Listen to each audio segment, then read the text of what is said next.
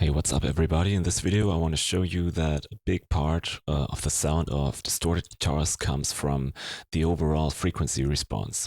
It's not so much the amp, it's not so much the little details of your cabinet, it's more like the overall broad response. And there's a lot of like average cheap guitar softwares out there, like I don't know, Port Farm, Guitar Rig by Native Instruments, Waves GTR, and IK Multimedia, Amplitude, just to name a few.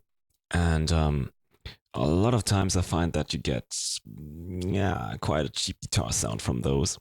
But with a little EQ, you can actually get it really nice. And I'm going to show it to you. I have a little example here. This is a guitar riff from a song that I've been working on. And now take a listen.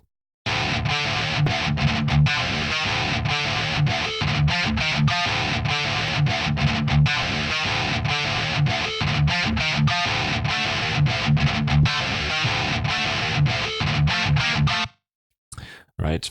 Doesn't sound exceptionally mind-blowingly nice right now, but it also doesn't sound that bad. And yeah, guess what? The main part from the sound comes from EQ. I'm gonna turn off this EQ, and here we are in Pod Farm, and yes, you can see I have two EQs here, and I'm gonna turn off these. And now this is what it sounds like. And this is the cheap, kinda cheesy guitar sound that you typically get out of softwares like Pod Farm and similar.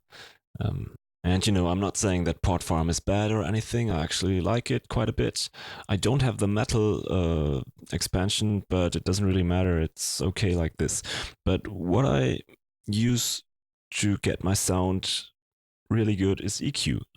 So as you can see, I'm just, it's not that important what EQ shape I use right here, but you actually can do a lot by EQing. Let's listen back and forth. This is with the EQ on.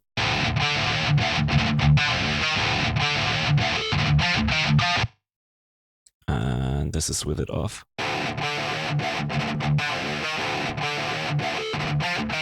Huge difference, right? Now, my advice on good guitar sound, especially for heavy guitars like metal guitars, would be try not to focus so much on the amp, even not on the cabinet, but well, get your distortion right, not too much, not too little, and then spend the most time on your overall frequency shape.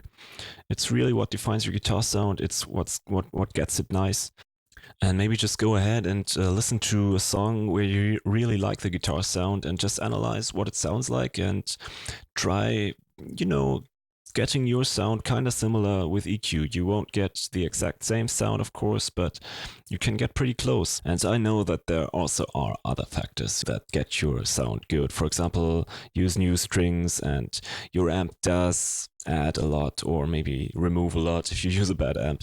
But yeah, as I've said, I think EQ, post EQ is a very, very, very helpful tool to get a guitar sound sounding good and fat and heavy, and that basically means that you can get good guitar sound for free, because there's free amps out there.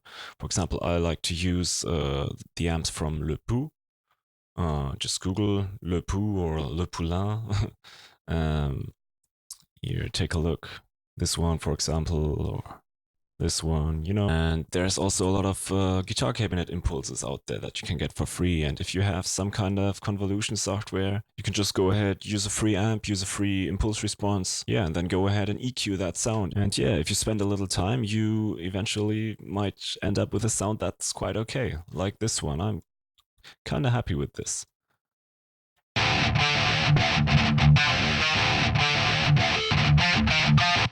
Okay, so I hope this encourages you a little bit to experiment with EQ on your guitar sound. I hope you liked this video. If you did, please consider supporting me by subscribing and clicking the like button.